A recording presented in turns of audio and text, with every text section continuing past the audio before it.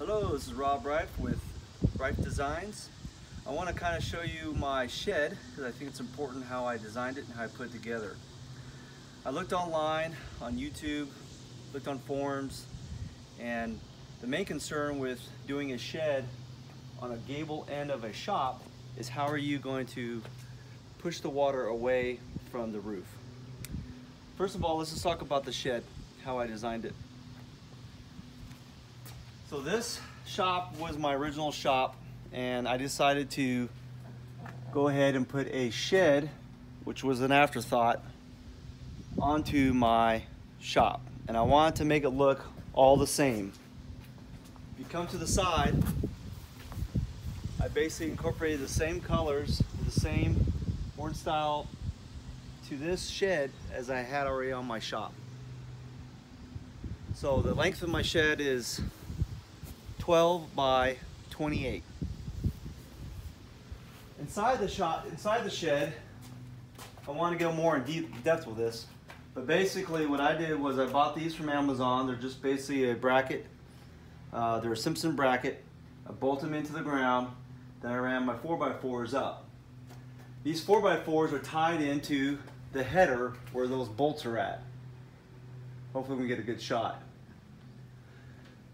There's 1, 2, 3, 4, 5 of them holding up this side of the wall. On the other side, I did the same thing. I tied them into the ground and I went up, but I made a tilt. After that, I put another header on the top over here. They're sandwiched just so I could screw my metal to the top and to the sides. I then built my framework right here, and right here, and up there, so I could actually tie my metal into the wall. Over here, after I did that, I basically made a truss and went all the way across, and I used these metal ties to make it stronger. The boards in between, which I probably would have done that a little bit differently, but the boards in between, I basically toe-nailed those into each board. That way I had a way to tie the roof into the building also.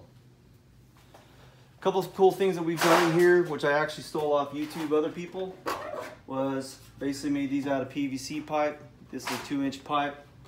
I just basically beveled it and then cut the center out so you can put tools.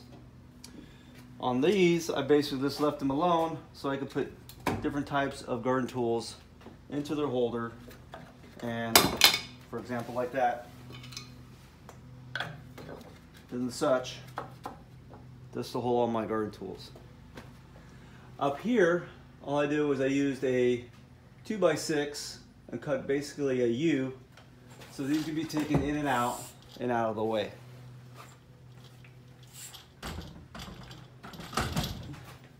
Up here, I just did the same basic thing with the PVC pipe. That way I can hang more items up there, as far as shovels or forks or whatever. On this side, I just did hooks, just to hold other oddball stuff. On this side, I just basically used hooks to hang more stuff and get it out of the way. This is for the can't think of what it's called right now. But these are just mounts for each different types of equipment. I use basically a bicycle mount mounted to a piece of wood to hold this trailer for my lawnmowers. And basically I just made it so I could organize stuff in and out of here. So the main important part of this whole project, which I couldn't find anyone really could show me how to do it or what they did, was the flashing from the building to the shed. And this is what I really want to show you.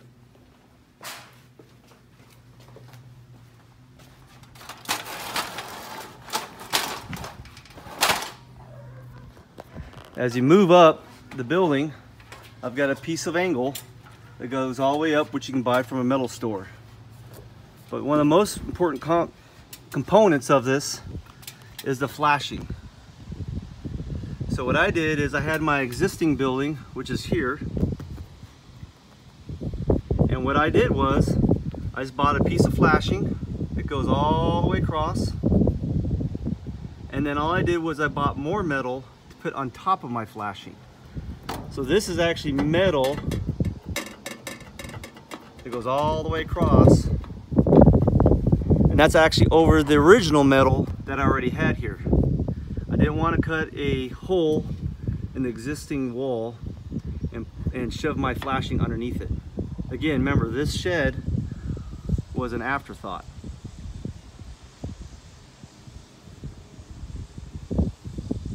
And so that piece of flashing goes all the way across, and I tied all that metal, again, as I said, into the existing piece I already had here and the existing wall that I already had here. And so that is my shed. I'll show you around it on the back side. Coming down, I just basically tied the two pieces across. Again, I did the same mortising piece on the dark gray to the white. Just tied these two pieces so it looks like it was supposed to be here originally. On the back side, I used a rat guard. That's what this is called. Brings up this piece up above. This piece is actually angled like this. You can show me, it's like this. So this piece is angled, goes in like this, and then comes up. And then the finishing piece goes on top. This is just J-channel that goes all the way across, and a piece of flashing that I put up there just to make it look pretty. If you come back,